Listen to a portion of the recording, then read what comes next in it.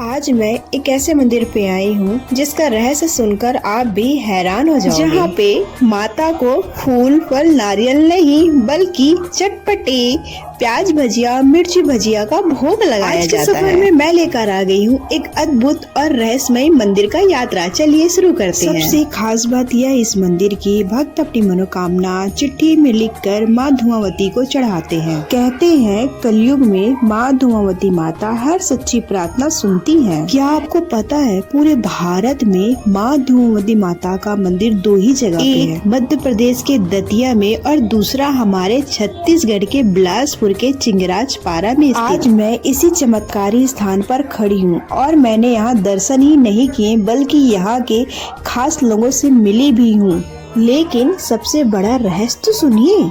जिस पंडित जी को माता धुआंवती ने स्वप्न में दर्शन देकर ठीक उसी स्थान पर मंदिर बनाने को आदेश दिया था, आज मैं उन्हीं पंडित जी से मिलने आई हूँ। तो हम पंडित जी से जानते हैं इस धाम की असली कहानी।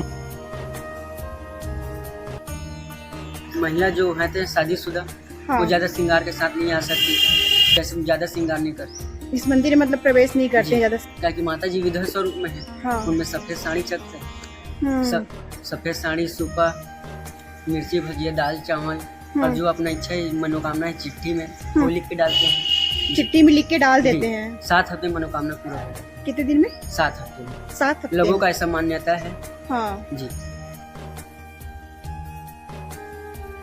और तुम भयानक रोग महामारी और ऐसे जो भयंकर जो कष्ट रहते हैं उनके उत्पन्न भी तुम करोगे और तुम्हारे द्वारा ही उसका नाश भी।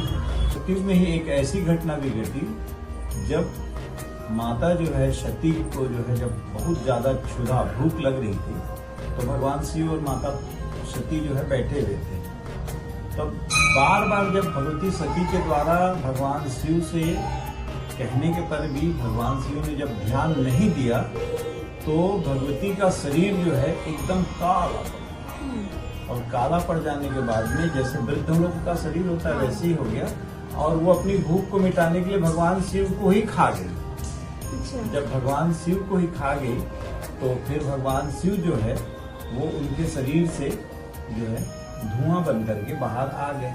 तो भगवती का स्वरूप जो है वृद्ध और विधवा के रूप में हो गया। तब भगवान शिव ने उनको कहा कि हे वरानने, आज से तुम बड़ी सुंदर, पहले तो पीत वर्णा थी, बड़ी सुंदर दिख रही थी, मगर आज से तुम जो धूम वर्णा हो इसलिए आज से जगत में तुम धूमावती के नाम से विख्यात होगी और तुम्हारा जो है अधिपत्य जो है दक्षिण दिशा के नैऋत्य कोण में निवास रहेगा। अब ये है कि धूमावती माता को मिर्ची भजिया दही बड़ा या अन्य जो ऐसे तीखे चरपरे भोग क्यों लगते हैं?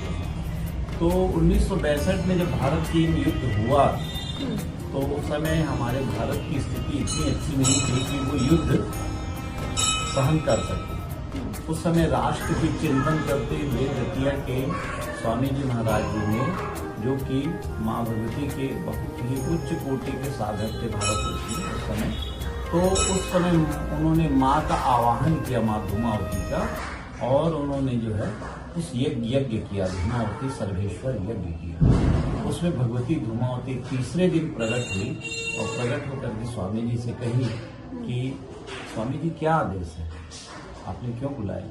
उन्होंने बताया कि माँ हमारे देश के ऊपर में ऐसा ऐसा विपत्ति आई, इस विपत्ति को आप दूर करें। तब भगवती धूमावती जो है वहाँ चीन के बॉर्डर में खड़ी, भारत और चीन के बॉर्डर में खड़ी होकर के भारत को विजय श्री दिलाई और भारत का वो कुछ भूभाग जो है वो अरुणाचल प्रदेश के आसपास का भूभाग जो है जिसमें चीनी सेना घुसी थी कि सारी की सारी सेना जो है वहाँ से भाग।